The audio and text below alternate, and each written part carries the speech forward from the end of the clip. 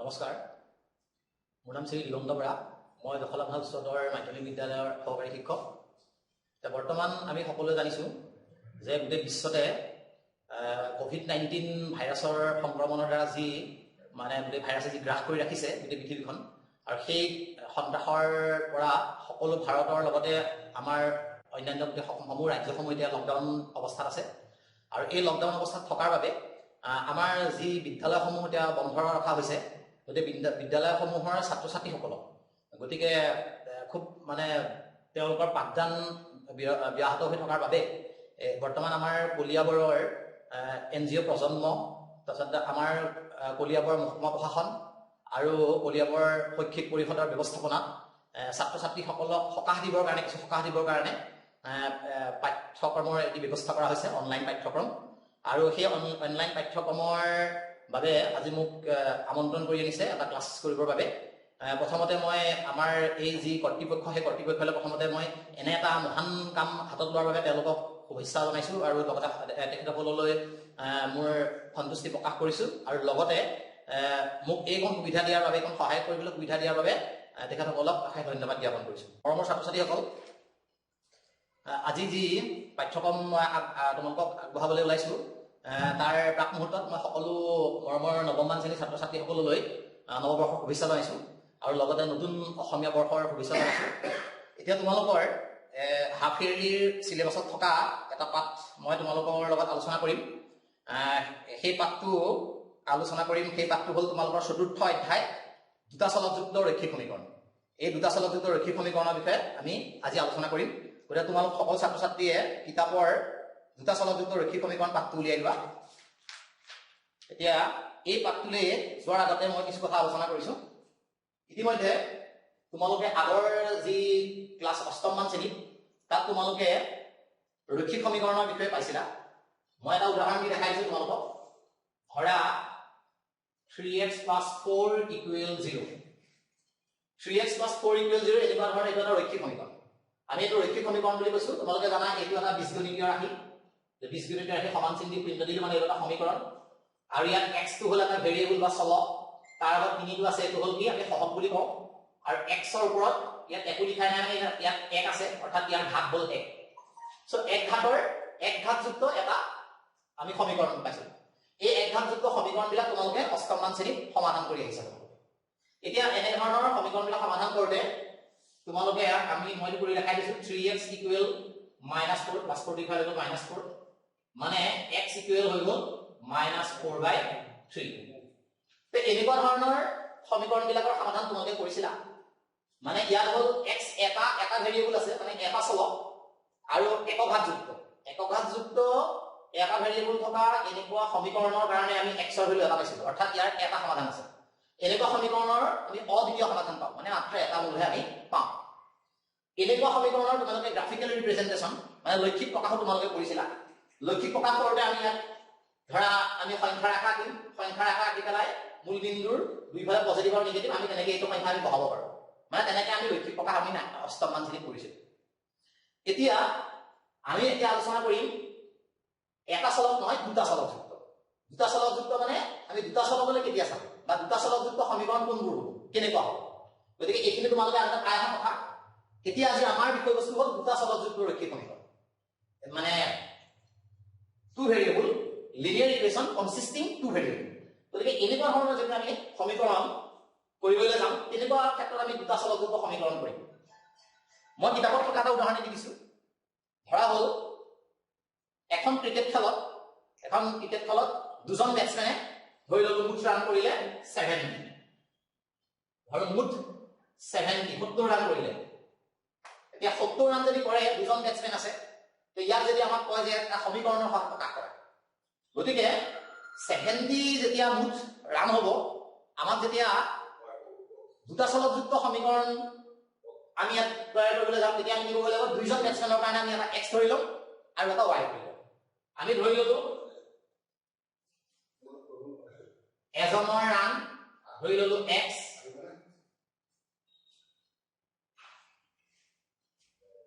আনজনৰ ৰান ধৰি ললো y এজনে যদি x ৰান কৰে আনজনে যদি y ৰান কৰে তেতিয়াহ'লে মুঠ ৰান হ'ল 70 তে আমি লিখিব পাৰো এতেকে x plus y equal 70 মানে এইটো আমি সমীকৰণ গঠন কৰিম এতিয়া এই সমীকৰণত আমি দেখা পালো দুটা ভেৰিয়েবল থাকিল এটা x এটা y তে এনেকুৱা ধৰণৰ দুটা চলক বিশিষ্ট আমি সমীকৰণ আমি এই পাঠটোত আলোচনা কৰিম গতিকে দুটা চলকযুক্ত সমীকৰণ এনেকুৱা ধৰণৰ যদি আমাক শৰ্ত দিয়া থাকে তেতিয়া আমি দুটা চলক ব্যৱহাৰ কৰিম আৰু দুটা চলকযুক্ত আৰু লগতে একঘাতীয় এই দুইটাৰ ওপৰতে ঘাত 1 x ৰ ওপৰত পাৱাৰ 1 আছে y ৰ ওপৰত পাৱাৰ 1 আছে অৰ্থাৎ দুইটাৰে পাৱাৰ 1 অৰ্থাৎ x + y = 70 এইটো হ'ল আমাৰ মানে এটা ৰৈখিক সমীকৰণৰ আমাৰ এটা ৰূপ এতিয়া ৰৈখিক সমীকৰণ এতিয়া এই ৰৈখিক সমীকৰণ বুলি কোৱা আৰু এটা কথা আছে যে ইয়াক যদি আমি গ্ৰাফিক্যাল ৰিপ্ৰেজেন্টেচন কৰো আমি অধ্যয়ন কৰা এই চেপ্টাৰটোৰে আমি 4.3 আমি গ্ৰাফিক্যাল ৰিপ্ৰেজেন্টেচন কৰিম ইয়াৰ আমি ৰৈখিক প্ৰকাশ দেখুৱালে তোমালোকে পাবা এনেকুৱা ধৰণৰ সমীকৰণৰ যিবিলাক লেখ হয় সেই লেখবিলাক সদায় সৰল ৰেখা হয় সেই কাৰণে ইয়াক আমি সৰল ৰৈখিক সমীকৰণ বুলি কওঁ যে দুটা চলক বিশিষ্ট সৰল ৰৈখিক সমীকৰণ গতিকে linear equation consisting two variable এতিয়া আমি প্ৰথম অনুশীলনীৰ লগত জড়িত কথাখিনি আলোচনা কৰিম এতিয়া দুটা চলক বিশিষ্ট ৰৈখিক সমীকৰণৰ আদৰ্শ ৰূপ আমি যদি আদৰ্শ ৰূপ বুলি কওঁ তেতিয়া হলে দুটা চলক বিশিষ্ট ৰৈখিক সমীকৰণৰ আদৰ্শ ৰূপটো কেনেকুৱা হ'ব ax plus by plus c equal 0 যত a, b, c এটা ধ্ৰুৱক সংখ্যা মানে বাস্তৱ সংখ্যা আমি ক'ব পাৰো এদিনা হৈ গ'ল বাস্তৱ সংখ্যা abc বিলাক বাস্তৱ সংখ্যা আৰু এটা কন্ডিশন ইয়াত আহিব a আৰু b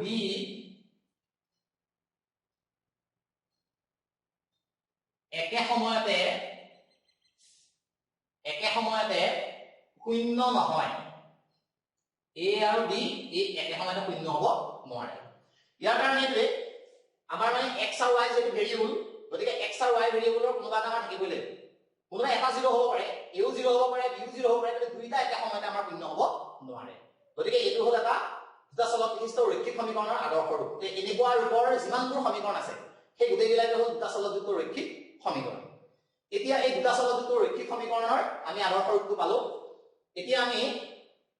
এই আদৰ্শ ৰূপটোৰ পৰা আমি গম পালো যে abc বিলাক বাস্তৱ সংখ্যা হ'ব এতিয়া এইখিনি এই সমীকৰণটো আদৰ্শটো জনাৰ পিছত আমি এতিয়া অনুশীলনীখিনি কৰিব পাৰিম এতিয়া তোমালোকক মই অনুশীলনী 4.1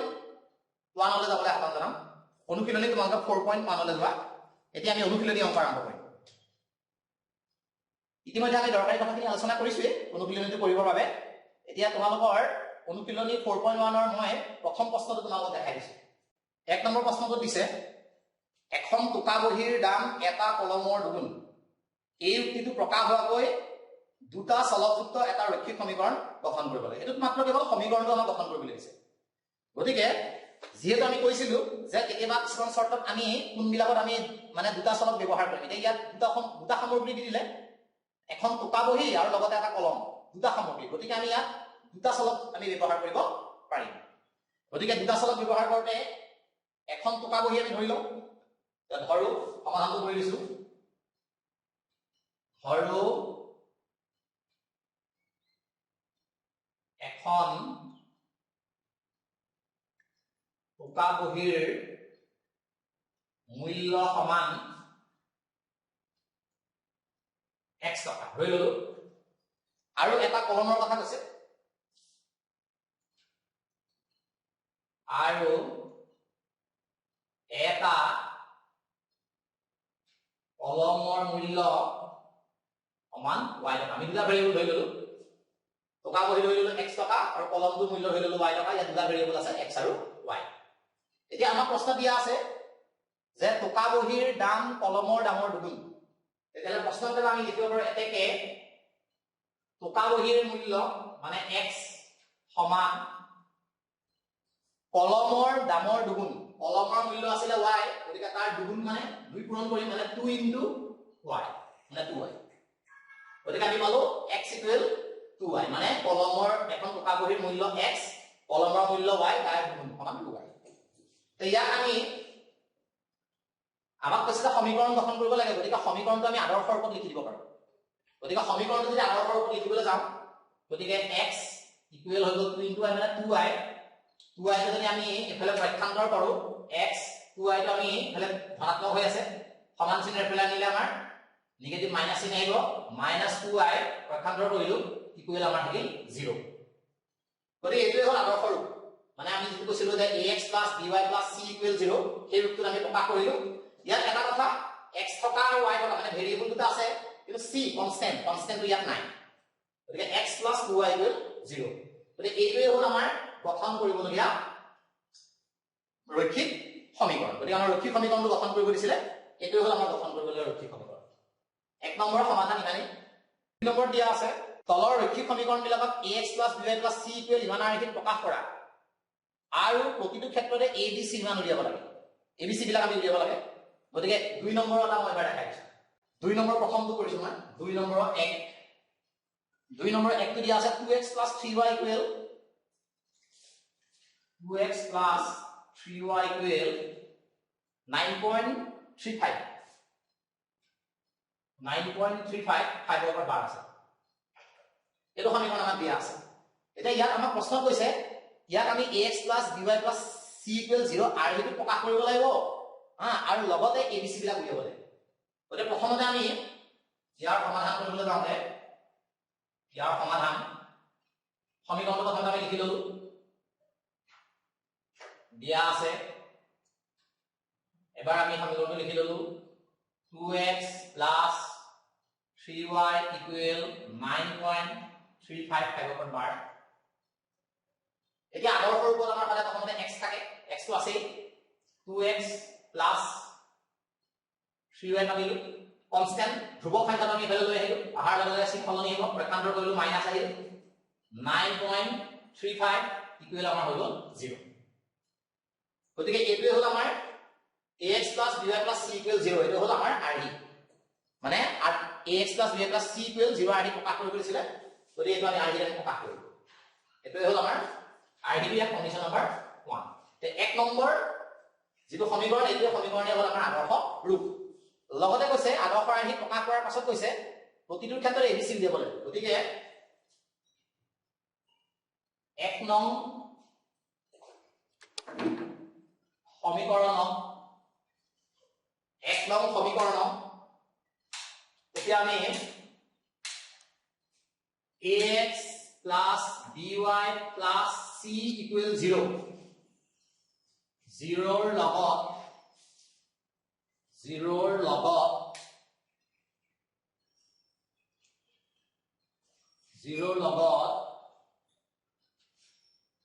তুলনা কৰি পাও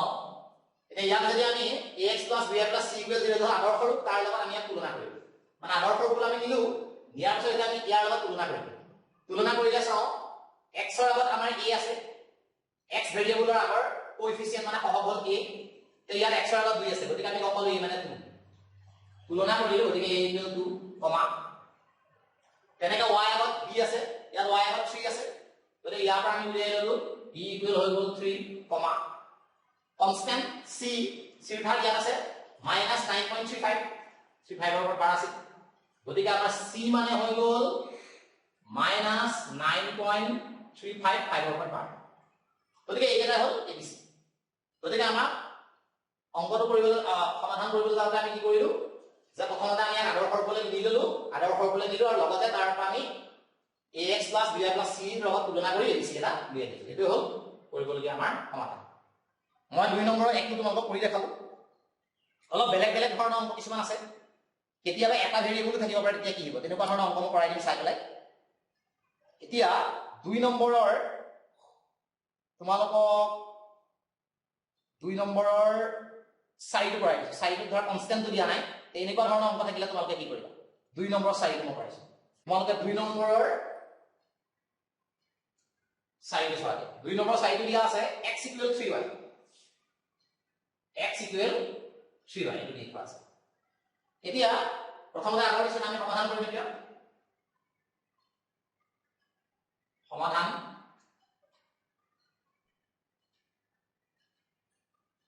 দিয়া আছে x = 3y পুনৰ ইয়াক আমি আগৰ ফৰ্মুলা নিও প্ৰথমতে x 3y ইফালে আছে এফালে আমি মাইনাস হৈ গল -3y ইকুৱেল কি থাকিব 0 এতিয়া ইয়াত আমি দেখিছো ইয়াত কনস্ট্যান্টটো যেহেতু নাই ইয়াত কনস্ট্যান্ট ৰাখিব আমাৰ নাই গতিকে আমি ax + by + c = 0 লৈ দিলে আমি এনেধৰণে লিখিব পাৰো এইটো সমীকৰণ বা আমি এনেকৈ লিখি দিলেও কথা নাই x - 3y + 0 = 0 মানে আমি যদি তুলনা কৰিবলৈ যাওঁ তেতিয়া আমি এনেকৈ লিখিলেও হ'ল বা সমীকৰণটো আমি ইয়াত ৰাখি দিলেও কথা নাই এতিয়া ইয়াত আমি তুলনা কৰিম আকৌ তো কন্ডিশন নম্বৰ এটা দিলু কন্ডিশন নম্বৰ এটা দিলু না 1 নং সমীকৰণ ax + by + c = 0 ৰ লগত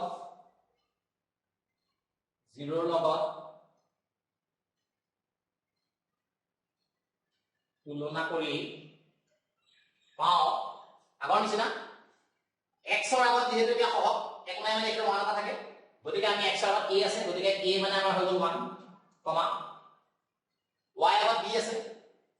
গতিকে আমাৰ b মানে হৈ গল y আগত আছে -3 কমা c = ধ্ৰুৱক যেহেতু একো নাই গতিকে আমি একো নাই মানে +0 এটা দি লৈছিলো আৰু বিধি বেলা যদি আমি এনেকেও থৈ দিও সমীকৰণটো এনেকে থলেও হ'ব খালি আমি কৈ দিম যে একো নাই মানে c মানে 0 বা আমি যদি লিখিও দেখাই দিও +0 তেতিয়া আমি গমেই পাইছো c মানে 0 বুলি গতিকে a মানে 1 b মানে -3 c মানে 0 গতিকে আমি ভ্যালু এটা পাই তে এনেকুৱা ধৰণৰ মানে যদি কনস্ট্যান্টটো নাথাকে তেতিয়া আমি এনেকে কৰিব পাৰো আৰু তেনেকুৱা ধৰণৰ বেলেগ অংক আৰু চাও মই 2 নম্বৰৰ অকল এটা চলত থকা অংক এটা আছে 6 নম্বৰ অংকটো চোৱা কেৱল এটা চলত আছে তোমালোকে 2 নম্বৰ 6 টো চোৱা কেৱল x আছে কিন্তু y নাই এনেকুৱা ধৰণৰ অংকটো আমি কি কৰিম 2 নম্বৰ 6 2 নম্বৰ যদি 6 টো কৰিবলৈ যাওঁ 2 নম্বৰ 6 টো দিয়া আছে 3x + 2 = 0 3x + 2 = 0 গতিকে আমি প্ৰথমতে লিখি ললো দিয়া আছে সমীকৰণটো আমি লিখি ললো আমি সমীকৰণটো লিখি ললো 3x + 2 = 0 এতিয়া ইয়াত দেখা পাইছো x টো আছে কিন্তু y ভ্যালুটো নাই এটা চাবলৈ গলে এটা চলকৰ সমীকৰণ কিন্তু আমি এটা চলকৰ সমীকৰণক দুটা চলকৰ সমীকৰণ হিচাপে আমি প্ৰকাশ কৰিব পাৰো যদি আমি তিনিটা কথা কৈ থওঁ যদি আমি এটা চলকৰ সমীকৰণ বুলি বিবেচনা কৰো তেতিয়া কিন্তু ইয়াৰ মূল এটা হ'ব x ৰ মানে আমাৰ এটা মূল পাম মানে অদ্বিতীয় সমাধান পাম কিন্তু যদি আমি ইয়াত কি কৰো দুটা চলক বিশিষ্ট সমীকৰণ বুলি আমি ইয়াক প্ৰদৰ্শন কৰো আমি ইয়াক দুটা চলক বিশিষ্ট বুলি আমি দেখুৱাব পাৰিম তেতিয়া কিন্তু ইয়াৰ সমাধানৰ সংখ্যা বেলেগ হ'ব তেতিয়া অদ্বিতীয় সমাধান নাপাম তাৰ সমাধান কিমান হ'ব আমি পিছৰ চেপ্টাৰত আলোচনা কৰিম যিটো এতিয়া মই দুটা চলক বিশিষ্ট সমীকৰণলৈ ইয়াক ৰূপান্তৰ কৰো গতিকে হৈ গ'ল 3x y যেহেতু নাই গতিকে মই লিখিব পাৰো 0 * y মানে তাৰ কোএফিচিয়েন্টটো মই 0 দি দিম অহক 0 হয় মানে 0 ৰ লগত y পূৰণ কৰিলে 0 হৈ যাব +2 = 0 গতিকে একেই থাকিল কেৱল মাত্ৰ মই কোএফিচিয়েন্টটো 0 কৰি পেলাই y টো ঘুমাই দিম কন্ডিশন নম্বৰ 1 এই আগৰ নিচিনা গতিকে এক নং সমীকৰণক আমি তুলনা কৰি পেলাই চাওঁ এখিনি মই লিখা আছে লিখো আৰু দেখাই দিছো এতিয়া চোৱা এক নং সমীকৰণক ax + by + c = 0 ইয়াৰ লগত আমি তুলনা কৰিম যদি আমি তুলনা কৰো দেখিম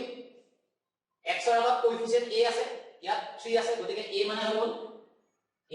3 কমা এনেকে তুলনা কৰিলে y লগত b আছে গতিকে b মানে হৈ গল আমাৰ 0 আৰু কনস্ট্যান্ট c মানে হৈ গল আমাৰ c মানে হৈ গল 2 গতিকে আমি a b c এই গোটেইকেইটা ভ্যালু আমি পালো গতিকে এনে ধৰণে আমি 6 নম্বৰ লগত আমি এনে ধৰণে কৰিব পাৰো যদি আমাক এটা ভ্যালু উদাহৰণ দিয়া থাকে তেনেকুৱা ধৰণৰ অংক আছে 7 নম্বৰ অংক সেইটো মই দেখাই দিছো প্ৰতিটো নিয়মৰ তোমালোকে এটা এটা কৰি দিছো বাকি থকাখিনি তোমালোকে নিজে কৰিব পাৰিবা এতিয়া 7 নম্বৰ অংকটো মই কৰিবলৈ গৈছো 7 নম্বৰ অংকটো যদি কৰো ইয়াত দিয়া আছে y - 2 = 0 y - 2 = 0 এটো আমাক লিখা আছে সমীকৰণটো লিখি ললো দিয়া আছে y - 2 = 0 এতিয়া ইয়াক আমি আকৌ আদৰ্শৰ ওপৰত প্ৰকাশ কৰোঁ এবাৰ যেহেতু x পাই গতিকে আমি x টো এবাৰ নিজে দিলো সহগটো আমি শূন্য কৰিলো 0 into x plus y minus 2 equal 0 গতিকে এইটো হল কন্ডিশন নাম্বাৰ 1 দিলো গতিকে এক নং সমীকৰণ আমি ইয়াত তুলনা কৰো আদৰ্শৰ ওপৰত যদি আমি তুলনা কৰো তেতিয়াহলে এবাৰ আমি কি পাম এবিচিটা এতিয়া আমি ইয়াত x ৰ আগত a আছে গতিকে a মানে পালো 0 কমা b মানে আমি কিমান পাম b মানে হ'ব y সহ যেহেতু একো নাই মানে আমি কি ইয়াত থাকিব এক এটা একটো আমি লিখি দিব পাৰো 1 ইনটু বুলি নিলিখিলেও কোনো কথা নাই গতিকে আমাৰ b মানে হৈ গ'ল 1 আৰু c মানে ধ্ৰুৱক গতিকে ধ্ৰুৱক সংখ্যাটো আমি কিমান পালো -2 গতিকে ইয়াত আমি এবিচিটা উলিয়াই দিলো গতিকে ইতিমধ্যে তোমালোকক 2 নম্বৰৰ মই প্ৰায়বিলাক নিয়মৰ এটা শিকাই দিলো 2 নম্বৰৰ এই শিকাই দিয়া কিটা বাহিৰে বাকি যিখিনি অংক আছে সেইখিনি তোমালোকে হোমৱৰ্ক কৰিবা ঘৰত নিজে নিজে কৰিবা কৰিলে নিশ্চয় পাৰিবা ইয়াৰ পাছত এতিয়া মই অনুশীলনী পিছৰটোলৈ যাম পিছৰটো দিয়া আছে এটা ৰৈখিক সমীকৰণৰ সমাধান solution of A linear equation আমি কৈছিলো যে যদি এটা দুটা চলক বিশিষ্ট ৰৈখিক সমীকৰণ দিয়ে তাৰ সমাধান আমাৰ কি হ'ব এটা সেইটো আমি আলোচনা কৰিম দুটা চলক বিশিষ্ট ৰৈখিক সমীকৰণৰ সমাধান solution of A linear equation এতিয়া আমি এটা চলকযুক্ত ৰৈখিক সমীকৰণৰ কাৰণে আমি কৈছিলো যে সদায় আমি এটা অদ্বিতীয় সমাধান পাইছিলো ক্লাছ 8 তে এনেকুৱা আমাৰ মনত ধৰি পৰিছা এতিয়া যেতিয়া আমাৰ দুটা চলক বিশিষ্ট হ'ব মানে আমাৰ আদৰ্শ ৰূপটো যেতিয়া ax by c 0 এই সমীকৰণটো যেতিয়া হ'ব এনেকুৱা ধৰণৰ সমীকৰণ বিলাকৰ কাৰণে সমাধান কিমান হ'ব আমাৰ এজোৰ সমাধানেই হ'ব তাতকৈ বেছি হ'ব সেইটো আমি কৰিব লাগিব তাৰ কাৰণে এটা উদাহৰণ লৈ লওঁ মই উদাহৰণ এটা ললো 2x 3y 12 এটা এক্সাম্পল ললো মানে এইটো টাইপৰ এটা সমীকৰণ ax by c 0 এনেকুৱা ধৰণৰ সমীকৰণ 3x 2x 3y 12 তে এই সমীকৰণটো দুটা চলক বিশিষ্ট এটা ৰৈখিক সমীকৰণ ইয়াৰ সমাধান কিমান হ'ব এতিয়া এই সমীকৰণটো সন্তুষ্ট কৰিব পৰা আমি কিছুমান মান আমি ভাবিব পাৰো যদি মই ইয়াত ভাবো x ৰ মান ভাবি ললো মই x ৰ মান 3 x ৰ মান 3 হলে আমাৰ 3 গুণ 6 হ'ব তেতিয়া y মান ধৰি ললো মই 2 y ইকুৱেল টু ধৰিলো যদি y ইকুৱেল টু হয় তে x ৰ মান 3 হলে 3 গুণ 6 y মান 2 হলে 3 গুণ 6 6 12 মানে মই x ৰ মান 3 এতিয়া মোৰ লেফট হ্যান্ড সাইড বাও ফালটো কিমান হ'ব x ৰ মান 3 ধৰিলে 2 into 3 plus 3 into 2 3 গুণ 6 6 plus 3 গুণ 6 6 plus 6 মানে 12 মানে মোৰ right hand side right hand side ওলাই যাব অৰ্থাৎ x ৰ মান 3 আৰু y মান 2 ইহঁতে এই সমীকৰণটো সিদ্ধ কৰে তেতিয়া মই ক'ব পাৰো যে 3 x equal 3, y equal 2 এটো সমাধান হয় তাৰ এই সমীকৰণটোৰ এটা সমাধান হয় তে এই সমীকৰণটো গতিকে আমি এটা সমাধান বুলি ক'লে ইয়াত দুটা কথা পালো x ৰ ভ্যালু এটা থাকিব y ভ্যালু এটা থাকিব গতিকে এজোৰ বা এটা সমাধান বুলি কোৱাৰ লগে লগে ইয়াত দুটা মান থাকিব x ৰ মান এটা y মান আৰু ইয়াক আমি এনে ধৰণে লিখা হয় 3, 2 স্মল ব্ৰেকেটৰ ভিতৰত সৰু ব্ৰেকেটৰ ভিতৰত আমি এনেকৈ লিখি দিও 3, 2 3, 2 টোৱে বুজাব x ৰ মান 3 y মান 2 মানে এইটো আমি প্ৰমিত জোৰ বুলি কোৱা হ'ব অৰ্ডাৰ পেয়াৰ এই অৰ্ডাৰ পেয়াৰটোৰ প্ৰথমটো x ৰ মান বুজাব সেকেন্ডটো y মান বুজাব এনে ধৰণে আমি x ৰ মান 3 আৰু y মান 2 টো আমি এনেকৈ লিখিব পাৰো এটো আমি এটা প্ৰমিত জোৰ বুলি কওঁ এতিয়া ইয়াত আমি পালো 3, 2 গতিকে এই সমীকৰণটোৰ কাৰণে আমি সমাধান এজোৰ পালো এতিয়া এই সমীকৰণটো অকল এইটোৱে সমাধান হলে আমাৰ বেলেগও ল'ব পাৰে আমি ইয়াত বেলেগ কিছুমান পাতি পেলাই আমি পৰীক্ষা কৰি চাব পাৰো ইয়াত ধৰি ললো মই x ৰ মান 3 দিলো এতিয়া যদি মই 6 দিলে x ৰ মান 6 দিলে 6 দিলে কিমান হ'ব 12 এটো আমি দিব পাৰো মই ধৰি ললো x equal 6 আৰু মই ধৰি ললো y equal যেতিয়া 0 দিলো তেতিয়া আমি চাও x ৰ মান যদি 6 দিও তেতিয়া 6 দিলে 12 y মান যদি 0 দিও 3 লগত 0 কৰিলে 0 আৰু 12 লগত 0 যোগ দিলে 12 মানে এটো সিদ্ধ কৰিব মানে x ৰ মান 6 আৰু y মান 0 এটো এটা সমাধান হ'ব পাৰে মানে এই সমীকৰণটোৰ সমাধান আমি 3, 2 পালো আকৌ 6, 0 পালো তেতিয়া আমি গম পালো এনেকুৱা ধৰণৰ সমীকৰণ বিলাকৰ কাৰণে দুটা আমি পালো কিন্তু অকল দুটাই নহয় এনে ধৰণে আমি ধেৰ পাম আমি যদি ইয়াত বহুত মান দি যাও তেনেকে x ৰ যদি বিভিন্ন মান বহাই যাওঁ y তেনেকৈ বিভিন্ন মানৰ কাৰণে 12 ওলাব পাৰে অৰ্থাৎ x ৰ প্ৰতিটো বাস্তৱ মানৰ কাৰণে এই সমীকৰণটো সিদ্ধ হোৱা y ৰ আমি তেনেকুৱা বাস্তৱ মান কিছুমান পাম অৰ্থাৎ বাস্তৱ সংখ্যাৰ সংহতিত এনেকুৱা ধৰণৰ সমীকৰণৰ কাৰণে আমি অসীম সমাধান পাম গতিকে আমি এইটো কথা মনত ৰাখিব লাগিব যে এটা দুটা চলক বিশিষ্ট এটা ৰৈখিক সমীকৰণৰ সদায় অসীম সংখ্যক সমাধান থাকিব এটা জাস্ট এক্সাম্পল দিলো এতিয়া আমি অনুশীলনী যাম অনুশীলনী এনেকুৱা ধৰণৰ সমাধান সমস্যা দিয়া থাকিব সেই সমস্যাবিলাকৰ কাৰণে আমি সমাধান কৰি পেলাই উলিয়াব পাৰিম এটা তোমালোকে অনুশীলনী 4.2 অনুশীলনী 4.2 লেবা অনুশীলনী 4.2 ৰ প্ৰথম প্ৰশ্নটো মই মাতি দিছো তোমালোকে চাই লবা কিতাপত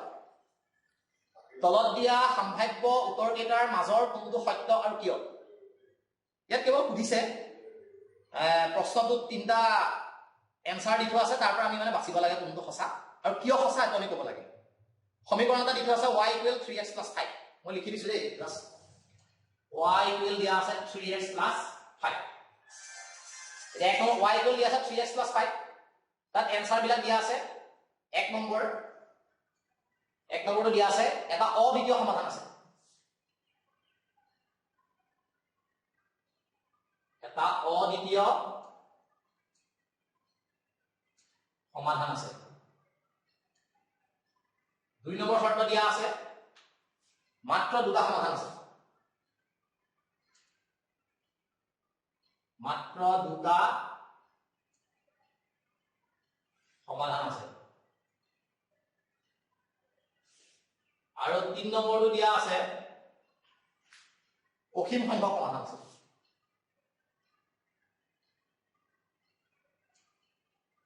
অসীম সংখ্যক সমাধান আছে এটা তিনটা শর্ত দিয়া আছে y = 3x + 5 এটা আমি দেখিলে গম পাম ইয়াত ভেৰিয়েবল y আছে x আছে কনস্ট্যান্ট আছে মানে এই সমীকৰণটো এটা ax + by + c = 0 এনেকুৱা আৰ্হিক সমীকৰণ এটা আমি গম পাওঁ যে দুটা ভেৰিয়েবল থকা মানে দুটা চলক বিশিষ্ট এটা ৰৈখিক সমীকৰণৰ সদায় অসীম সংখ্যক সমাধান থাকে এটা আমি জানো যদি এটা চলক থাকিলেহেঁতেন তেতিয়াহ'লে অদ্বিতীয় সমাধান এটা থাকিলেহেঁতেন গতিকে অসীম সংখ্যক সমাধান আছে গতিকে আমি ক'ব পাৰোঁ যে এনসাৰ 3 এতিয়া যদি অসীম সংখ্যক সমাধান আছে কিয় আছে কৈছে যদি আছে কিয় আছে তেতিয়া আমি গম পাইছিলো যে দুটা চলক বিশিষ্ট ৰৈখিক সমীকৰণৰ x ৰ বিভিন্ন বাস্তৱ মানৰ কাৰণে সমীকৰণটো সিদ্ধ কৰা y ৰো বিভিন্ন তেনেকুৱা বাস্তৱ মান থাকে তেতিয়া আমি শৰ্তটো আমি এনেধৰণে ক'ব পাৰোঁ যেহেতু x ৰ বিভিন্ন মানৰ কাৰণে আমি x ৰ বিভিন্ন বাস্তৱ মানৰ কাৰণে অসংখ্য বাস্তৱ মানৰ কাৰণে y ৰো তেনেকুৱা অসংখ্য বাস্তৱ মান থাকিব যিয়ে সমীকৰণটো সিদ্ধ কৰিব বিপৰীতক্ৰমে y ৰো তেনেকৈ বিভিন্ন সকলো বাস্তৱ মানৰ কাৰণে x ৰ তেনেকুৱা অসংখ্য বাস্তৱ মান পাম যি সমীকৰণটো সিদ্ধ কৰিব অৰ্থাৎ আমি এই সমীকৰণটোৰ কাৰণে অসীম সংখ্যক সমাধান আমি পাম গতিকে শৰ্তটো হৈছে এইটো তোমালোকক কৰিয়ে দিলো তাৰপিছতে 2 নম্বৰলৈ যাওঁ এবাৰ 2 নম্বৰটো 2 নম্বৰ প্ৰশ্ন দিয়া আছে তলৰ প্ৰতিটো সমীকৰণেৰে চাৰিটাকৈ সমাধান উলিয়াব এবাৰ সমাধান উলিয়াব দিছে কেৱল তিনটা অংক দি থোৱা আছে মই এটা কৰি দিছো প্ৰথমতে কৰি দিছো 2 নম্বৰ 1 2 নম্বৰ 1 টো দিয়া আছে 2x + 3y 2x + y = 7 2x + y = 7 এইটো আমাক দি থোৱা আছে 2x + y = 7 এইটো আমি সমাধান কেনেকৈ কৰিম আমাক এতিয়া কৈছে সমাধান উলিয়াব লাগে চাৰিটাকৈ সমাধান আমি গম পাইছো দুটা চলক আছে দুটা চলক থকা মানে ইয়াৰ সমাধান কিমান হ'ব অসীম সংখ্যক সমাধান হ'ব অসংখ্য সমাধান হ'ব তাৰে মাত্ৰ আমি মাত্ৰ চাৰিটা সমাধান উলিয়াই দিব লাগে সমাধান যদি আমি সমাধান কৰিবলৈ যাওঁ সমীকৰণটো লিখি ললো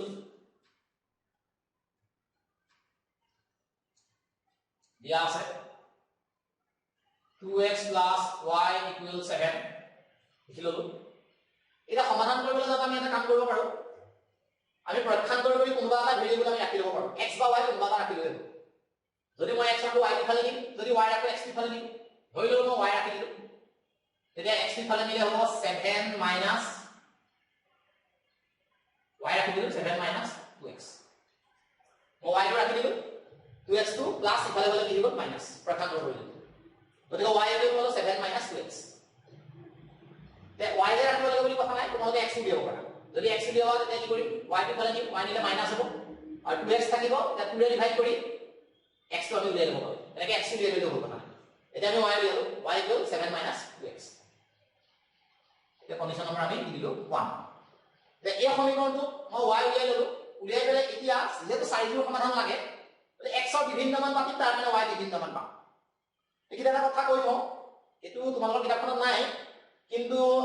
এই দুটা ভেৰিয়েবলক আমি এনেকে নামাকৰণ কৰিব পাৰি এনেকুৱা সমীকৰণ নামাকৰণ বিলাক কেনেকৈ কৰিব পাৰো ইয়াত যদি মই x ৰ মান কিছুমান বহাই দিওঁ তেতিয়া মই y মান বিলাক পাম y মানটো মানে আগতে ধৰি মই y ভেলুটো উলিয়াই লৈছো গতিকে x ৰ মান আগতে ধৰিম তেতিয়া y ভেলুটো আগতে পিছত পাম x ৰ ভেলুটো আগতে ধৰিম তেতিয়া এই x টোক কয় স্বতন্ত্ৰ চলক এটো চলক দুটা ভেৰিয়েবল x টোক কোৱা হ'ব স্বতন্ত্ৰ চলক মানে ইন্ডিপেন্ডেন্ট ভেৰিয়েবল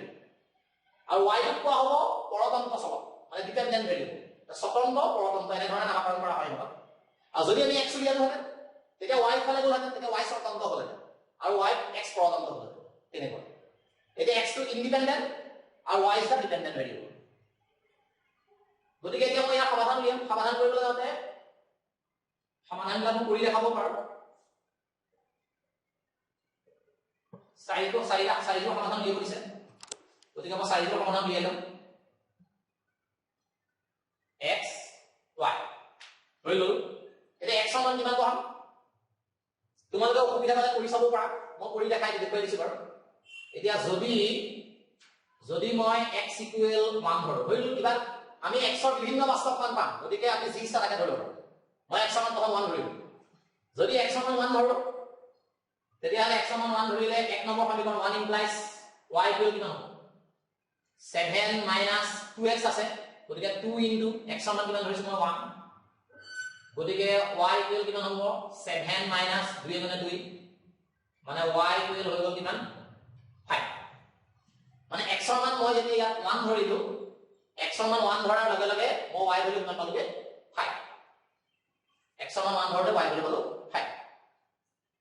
তেনেকৈ মই কৰি দেখাইছো তোমালোকে নিজে নিজে এনেকৈ কৰি উলিয়াই ল'ব পাৰা আৰু যদি মনতে কৰিব পাৰা কৰিলেও কথা নাই মনতে উলিয়াই দিব পাৰে সহজে যিহেতু x ৰ মান 2 ধৰো যদি 2 ধৰো 2 * 2 = 4 হ'ব 7 ৰ 4 হ'ল 3 মানে y ভ্যালু পালো 3 তেনেকৈ যদি আমি আৰু বেলেগ ধৰো 3 ধৰো 3 ধৰিলে x ৰ মান যদি 3 ধৰো 3 ধৰিলে 4 কে গুণ কিমান 12 3 ধৰিলে 3 গুণ 6 7 ৰ 6 থাকিল 1 কিমান হ'ব আমি 3 ধৰিলে আমি 1 পাম যদি আমি 3 ধৰো আৰু তোমালোকে অসুবিধা পালে এনেকৈ কৰি ল'ব পাৰা ইয়াত 3 টো 1 ইমপ্লাইজ কৰি 3 বিয়াত বহাই দিবা 3 গুণ 6 7 ৰ 6 হ'লে তেতিয়া তোমালোকে উলিয়াই পাতিব পাৰা আৰু তেনেকৈ আমি নিগেটিভ মান ধৰিব পাৰো কথা নাই নিগেটিভ মানটো দেখাই দিছো ধৰি ললো আমি ধৰা মাইনাস ধৰিলো যদি আমি মাইনাসটো ধৰো তেতিয়া এইটো পূৰণ হৈ আছে পূৰণ হ'লে যে মাইনাস মাইনাস প্লাস হৈ যাব গতিকে এইটো তোমালোকে কৰি দেখাই দিছো বাৰু যদি মই ধৰো x = এটা নিগেটিভ মান ধৰি লৈছো মাইনাস তেতিয়া কিমান হ'ব তেতিয়া 1 implies তেতিয়া আমাৰ কিমান হ'বগে 1 implies y = 7 - 2 into -2 মানে হ'বগে 7 - প্লাস 2 * 2 = 4 গতিকে আমাৰ 7 4 হ'বগে 11 গতিকে আমি কিমান পালো 11 গতিকে আমি যদি মাইনাসটো ধৰো তেতিয়াহ'লে আমি পাম 11 এতিয়া এই চাৰিজোৰ সমাধান আমি কৰি দেখালো আমাক চাৰিজোৰ দিবলৈ দিছে গতিকে এইকেইটা ধৰিব লাগে বুলি কথা নাই তোমালোকে মুঠতে নিজৰ ইচ্ছামতে x ৰ বিভিন্ন মান ধৰিব পাৰা ধৰি পেলাই আমি y বিভিন্ন মান পাব পাৰো কেৱল মাত্ৰ আমাক চাৰিজোৰ সমাধান বিচাৰিছে গতিকে চাৰিজোৰ সমাধান উলিয়াই আৰু যদি আমি অৰ্ডাৰ পেয়াৰত লিখো তেতিয়াহ'লে আমি কেনেকৈ লিখিম সমাধানবিলাক এনেকৈ সমাধান অৰ্ডাৰ পেয়াৰ এনেকৈ লিখা মই কৈছিলো সদায় x ৰ মানটো আগত 1, 5 তাৰপিছত 2, 3 তাৰপিছত 3, 1 আৰু এযোৰ হ'ব -2, 11 আমি এনে ধৰণে লিখি দিব পাৰো অৰ্ডাৰ পেয়াৰত গতিকে এইটো হ'ল তোমাৰ 2 নম্বৰ এটা মই কৰাই দেখালো এইটো হ'ল সমাধান গতিকে এনে ধৰণে আমি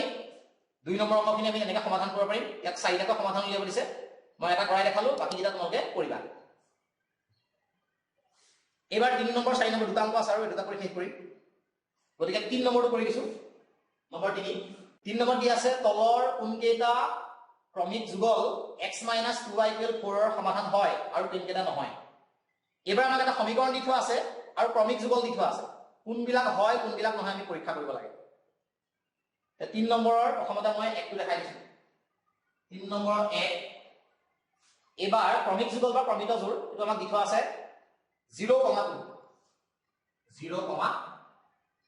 এটো আমাক দিটো আছে অৰ্ডাৰ পেয়াৰটো দিয়া আছে 0,2 মানে আমি বুজিব লাগিব x ৰ মান 0 y মান 2 এটো এটা সমীকৰণটোৰ সমাধান হয় নহয় বুজিব লাগিব গতিকে আমি প্ৰথমতে আমি এই সমীকৰণটো পাতি লওঁ দিয়া আছে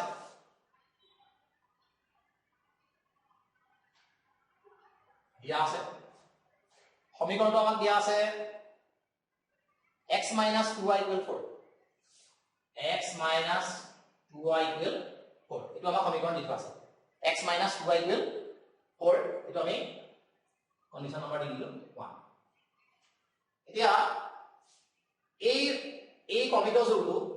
বা এই ক্ৰমিক যুগলটো এক নং সমীকৰণৰ সমাধান হয় নহয় আমি দিয়া তেনেকে দিয়া কেইবাটাও তেনেকা ক্ৰমিক যুগল দিয়া আছে গোটেইবিলাক তোমালোকে কৰি চাব পাৰিবা মই প্ৰথমটো দেখাইছো দিয়া আছে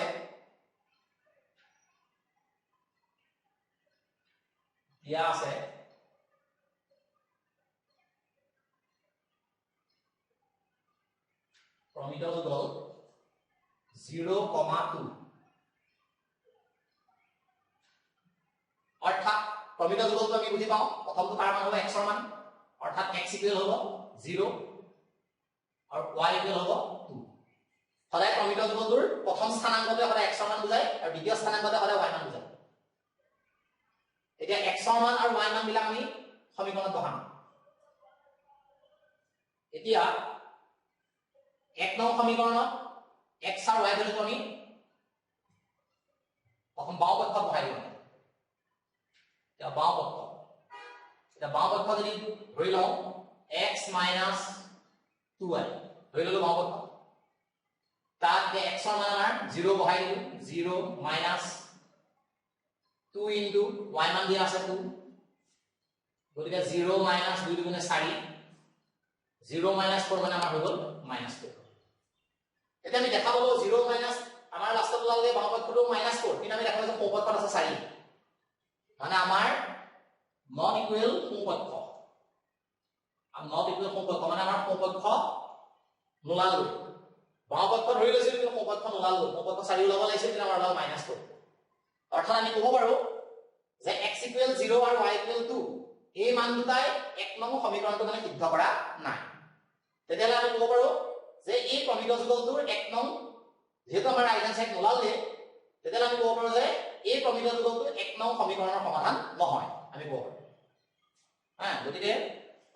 আমি ক'ব পাৰো যে ওপৰতে লিখি দিছো লাগিব এটাকে 0,2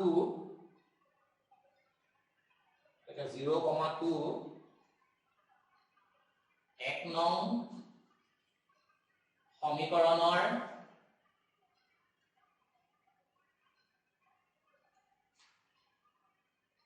সমাধান নহয় গতিকে 0,2 এক নং সমীকৰণৰ সমাধান নহয় এনেধৰণে আমি কৰিব পাৰো 4,0 তেতিয়াহ'লে আমি ক'ব পাৰো যে x ৰ মান কিমান হ'ব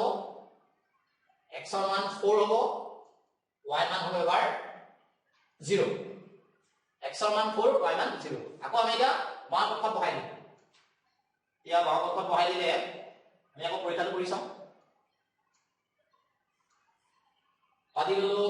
x - 2y সমান এবাৰ x ৰ মান 4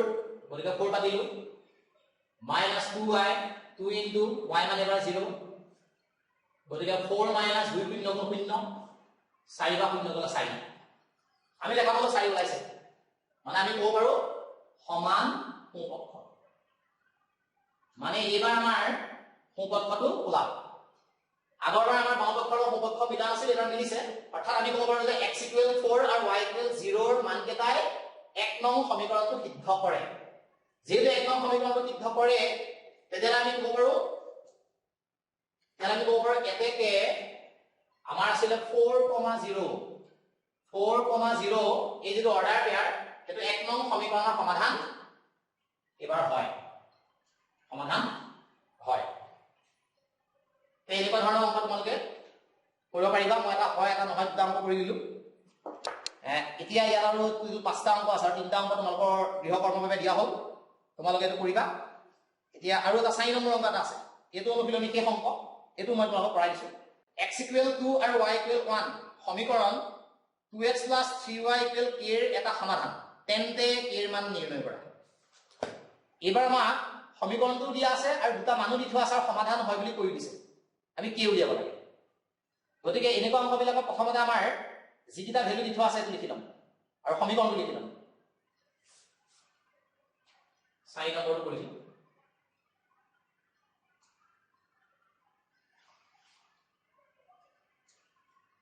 দিয়া আছে সমীকৰণটো লিখি ললো দিয়া আছে সমীকৰণটো 2x + 3y = k 2x + 3y =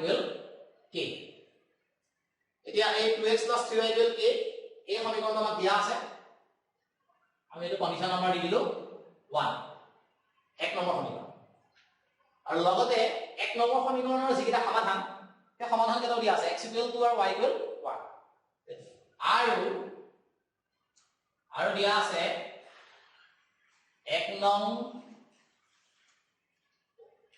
সমীকৰণৰ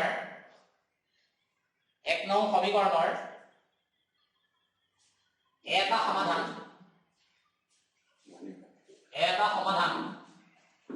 এক নং সমীকৰণৰ এটা সমাধান বুলি ক'লে ইয়াত দুটা ভেৰিয়েবল আছে গতিকে দুটা মান দি থোৱা আছে x = 2 আৰু দিয়া আছে y = 1 এই দুটা মান দি থোৱা আছে গতিকে 2x + 3y = k সমীকৰণটো আমি পাতি ললো আৰু এই সমীকৰণটো আমাৰ এটা সমাধান দিয়া আছে x = 2 y = 1 যেহেতু এইটা মূল হয় সমাধান হয় তেতিয়া হলে এই মানকেইটা এই সমীকৰণটো সিদ্ধ কৰিব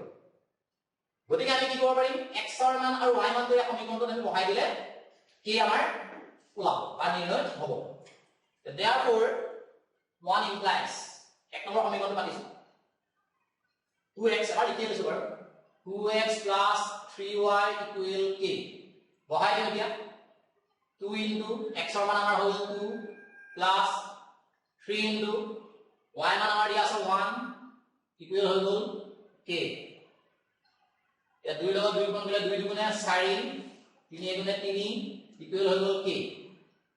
গতিকে 4 3 7 ইকুৱেল k মানে আমি পালো k = 7 অৰ্থাৎ আমি গম পালো k মান আমাক উলিয়াব দিছিলে k মান কিমান হ'ব 7 তে এনে ধৰণে যদি আমাক সমীকৰণটো দি থোৱা থাকে মূলবিলাক দি থোৱা থাকে আৰু তেনেকুৱা কোনোবা এটা ধ্ৰুৱক সংখ্যা দি দিব পাৰে সেটো উলিয়াবলৈ দিব তেতিয়া আমি কি কৰিম এই ভেৰিয়েবল বিলাকৰ মানবিলাক কেৱল আমি বহাই দিলে সমীকৰণটো সিদ্ধ হ'ব আৰু সিদ্ধ হোৱাৰ লগে লগে আমাৰ k ভ্যালু আমি পাব পাৰিম এনেকুৱা ধৰণৰ অংক ইয়াত এটা দিয়া আছে আৰু তেনেকুৱা অংক তোমালোকে বেলেগত পালেও তেনেকৈ কৰিব পাৰিবা তে মই আশা ৰাখিছো আজি 4.2 লৈকে এখিনি যথেষ্ট কৰালো এখিনি তোমালোকে ঠিকমতে বাকি যিকিটা খৰচখিনি মই কৰাই দিছো প্ৰত্যেকটো নিয়মৰ বাকি যিখিনি থাকিলে কিন্তু তোমালোকে নিজে নিজে চেষ্টা কৰিবা আশা ৰাখিছো পাৰিবা আৰু সুবিধা থাকিলে আমাৰ লগত যোগাযোগ কৰিবা আজিলৈ ক্লাছ ইমানতে সমাপ্ত কৰিছো ধন্যবাদ